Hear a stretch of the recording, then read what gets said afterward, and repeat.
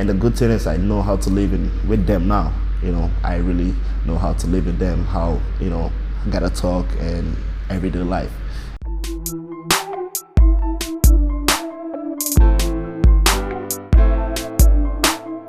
Welcome to the Melanated Files. In this series, we highlight and share the stories of black people from across the globe. Remember to subscribe to this channel for weekly videos and also follow us on social media for regular updates.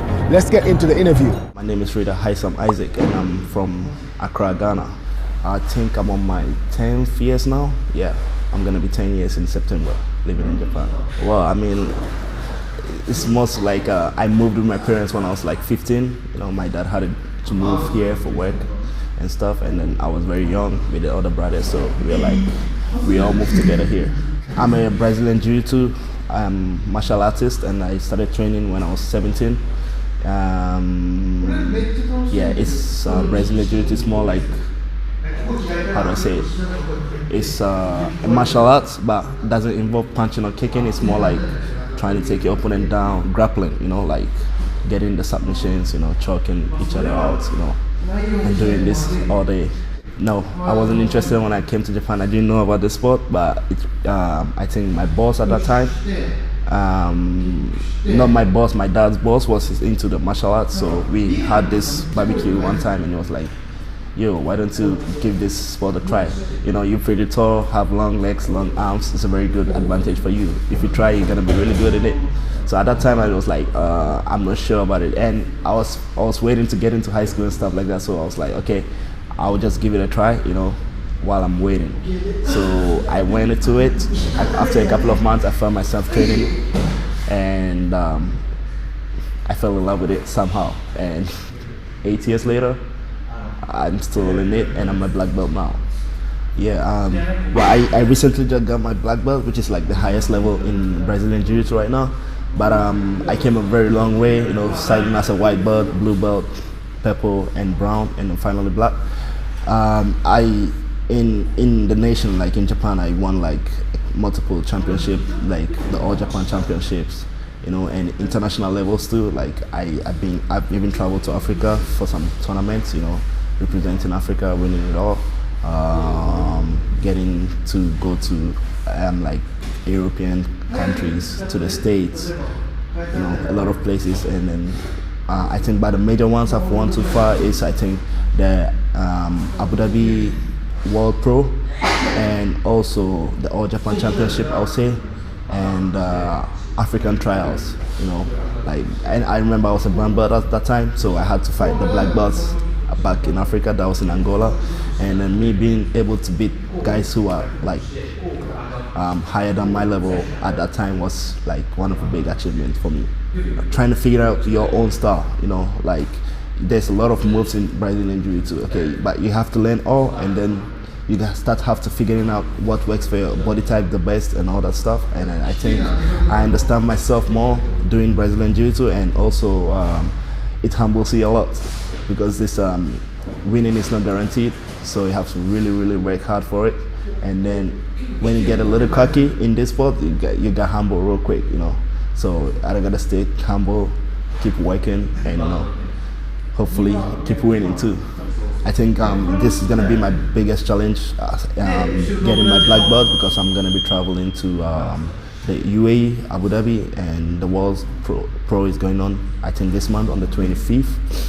So yeah, all the killers are gonna be there. It's like all the people I've been looking up to this stage, I'm gonna have to now go against them, like it's like idols becoming rivals. So it's gonna be a good one, and I'm willing to surprise the world. I'm willing to shock the world. Yeah, I learned a lot living here in Japan. I learned a lot, but one thing I can say is like knowing and how to be on time every time. Yeah, I think it's one of the things that really changed ever since living here. Even when I move and go back home, it's like I'm just different, because when I say at this time, I'm gonna be at that time. So I think, yeah, that's one thing that really changed about me, I would say I learned back, always being on time. 5 years from now, I see myself being the world champion, an African kid living out here in Japan, obviously being the first African to win the world championship. That's one of my biggest goals. And also, I see myself working, maybe probably owning a gym out here in Japan. Yeah, that's one of the my own style. I think that's one of the biggest goal I got here in 5 years, maybe earlier. Hopefully, we'll see. This is one of the newest gym that's like just opened less than a month, or now actually a month ago, and we just come here. I come here every Wednesdays and we train here. We get together and train every Wednesdays here. But I'm usually located at the other spot, the Hero location. That's where like I teach and work and then do all my training and workouts here. So Jiu-Jitsu is just on Wednesdays. I come here for the training. I love food. It's hard to pick, but to say like something that I haven't never tried until the first time I got is, I'll say probably sushi. Yeah, it's my favorite. I think I'll go with either the salmon or the mackerel. Best advice, okay, I have a bunch of ones, but I think to be grateful to people who help you. That's one of them, like to show gratitude all the time. I think the big difference here is, well, I mean, just like the size, of course, you know, it's like when I first came here, it's like, wow, you know, everybody's like almost half my size and then all the stuff like that. So I think that's another difference. But when we come to like in the everyday life, you know, I would say life in Ghana is more like free and just like everybody work with their pace, you know, like, you know, okay, we're gonna do this at this time, all right, people are getting ready at that time and then show up late. Like that's pretty normal to where I'm from. But here it's like you gotta stay on time, you know, everything is less like on time, you know, like people are very punctual, yeah. And where I'm from, it's more like a little loose. So yeah, I think that's like the big difference for me, my experience. I'm 196. I think that's like 6'5" in the American way of saying it, yeah. Well, I mean, okay, being my height and obviously black is like everything. Oh, well, I stand up. That's not a doubt. I stand up a lot. That means anytime I go, I cannot go to a fight on a bad day. You know, like even, you know, I have to be 100 all the time because people come at me like real strong because they see like, wow, there's a giant at me. I'm gonna go hard. They're gonna give you your all. So yeah, and I always gotta stay prepared. And people don't really see it, but it's more pressure to me than it is to them because, you know, I can't make a mistake. You know, I have to stay prepared all the time. And with my height, I think, yeah, it makes people like come really harder than they're supposed to, you know. So, well, people stare at me a lot. That's one thing I noticed. But also, I would say, for me, like I came out here when I was 15. So, you know, with the time I went to high school here, everything like local school, you know, I had my past experiences in high school, but as I go out, like starting to move out here in Tokyo, like it's starting to get normal.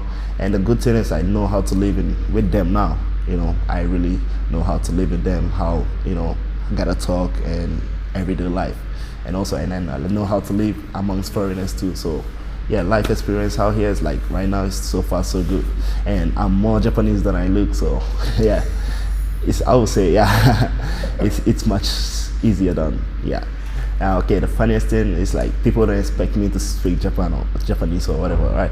So maybe they'll just be saying some stuff, you know, close to me or something. Then I just stand and then, you know, talk to them in my perfect Japanese, and then they all act surprised. They're like, whoa, how come you speak Japanese do good? You know, that's one of like those their facial expressions are like the funniest thing ever out here.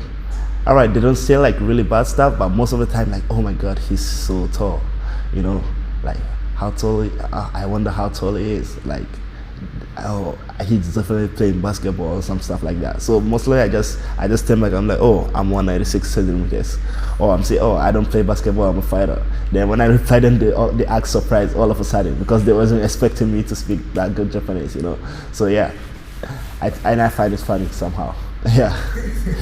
Well, learning Japanese for me, I wouldn't say it was really hard because I obviously I came out very young, you know. So at the age of 15, I didn't have a lot of worries, you know. like, thinking about work and other stuff. It's just like, and also I think with the school, I learned more with hanging out with friends than I actually did in school, because we would just go out, I played basketball too, so like hanging out with friends, they speak to me in Japanese, and all of a sudden, like after a year or something, I start to realize, oh, I'm picking up some words, and I'm speaking it. The funny thing is, I go to a Ghanaian owned barber shop that was in Rupongi. I think it's room 802, something like that. Yeah, It's room 806. Yeah, room 806, right? Yeah, that's where I go, and then he gives me the fade all the time. And with my coloring, is actually I do it at the Japanese shop, and they're really good with it.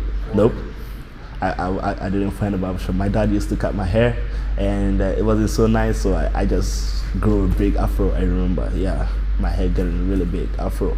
But then I found out about this barber place, and yeah, I've been going there ever since. Wow. If I could change anything, okay, I want to change. How will I say it? Make it a discrimination-free world. Like I want to make it a world where people don't differentiate you by where you're from or your color or whatever like that. I want like all of us to be one. And it's kind of sad, even at this like 2019, we still have this kind of like racist people around, like the people treating you different just because of your background or where you're from. And it's sad, it still goes on. And if I could change that, or that should not exist for some reason, yeah, I think that's the one thing I want to change. I think they see us, well, I mean, from my experience, I wouldn't say they have one way to see black people. Some people are like really like you for the fact that you're black or you're foreigner living out here, and others don't really like the fact that you're in their country.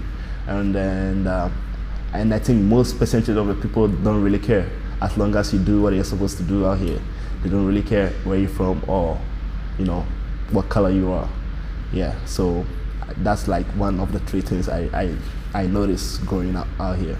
I wouldn't say a lot, but yeah, I have a few Japanese friends. Well, it's not so easy, to be honest. It's not so easy to make Japanese friends, but it depends on the environment you're in. Okay, with my type of me working as an instructor, like talking with them, and it's like easy to make that. But I wouldn't just walk up to somebody and talk to them. To them it's just weird. You cannot. It's not normal to them.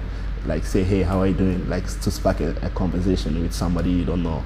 So yeah, I wouldn't say it's so easy. It's a little hard. I would say Tupac, because well, I mean, like growing up, I somehow was a big fan, like starting to get into rap music. I think I've seen all kind of documentaries and of Tupac that there is. So yeah, looking at some of his documentary or like his live performances did back in the day, I was like, yo, I wish I could go to some of this stuff, or I wish he was still alive so I could just meet him someday. So yeah, if I could get a dinner with someone, yeah, it's definitely gonna be Tupac. Being on time once again. Yeah, I think punctuality is one thing, like, yeah, even with the train, so it makes life a little easier, like you gotta be how to be on time, they work at which schedule. So yeah, as long as you're on time, everything goes smoothly. I think that's one thing the world can learn from Japan, especially the third world country. Yeah. Proudest accomplishment is earning my black belt in Brazilian Jiu-Jitsu. It is really hard because you have to work really hard, work your ass off, because it's not guaranteed to make it to this level. And for me, being able to make it to the level out of like a lot of people, I think, yeah, that's like a huge accomplishment to me so far. And this is just the beginning. The black belt is where all the killers is, or where all the role models are. And now I have to go against them and then actually be able to hang with them, like really win something from them. So yeah, it's only gonna get harder from now, but yeah, so far this is my biggest accomplishment. To be ready for opportunities, I'll say, yeah, because one of my turning point in my career was like last summer, when I had all of a sudden 2 weeks before, I had to fight in this quintet team that I did. that actually made my name blow up in the jiu-jitsu community, and I wasn't preparing for that. Okay, I was training normal all the time, and then 2 weeks before, I just had this there's this guy called Sakuraba. He's like a legend out here. So he came up to the gym and somebody told them about me. So they came and then actually saw me train, and they're like, okay, we're gonna give you a shot to fight in the quintet. And quintet is like this submission grappling thing, you know, that they do. And I had a really, really good performance, you know. And after 2 weeks of that, and to me, I was glad because I was getting ready for that. Even though I wasn't preparing for any fights, I was being ready. So I was saying, yeah, one of my biggest lessons in life is staying ready. I mean, the sumo thing was like, well, it was like entertainment, obviously, and where I had the opportunity to go against one of the sumo legends, like Asashoryu. Well, if I could have took him out, I would have won like 100 grand. But yeah, it wasn't gonna be easy, you know. It was like me going against Michael Jordan or Kobe Bryant one-on-one in basketball. It's like, it's not gonna happen. It's like, it's gonna be hard to beat them. Yeah, so, but the experience was really fun, and like being on national TV and all, yeah, that was like the coolest experience so far. My favorite place in Japan is in Okinawa. Yeah, and I think if you're ever in Japan, visiting or like living out here and you haven't been there, yeah, you're missing out big time. You gotta visit Okinawa. I love it out here. The weather is very nice. The sights, like the nature, the beaches, like the sea and everything is so beautiful. Everybody gotta go there at least once in a lifetime.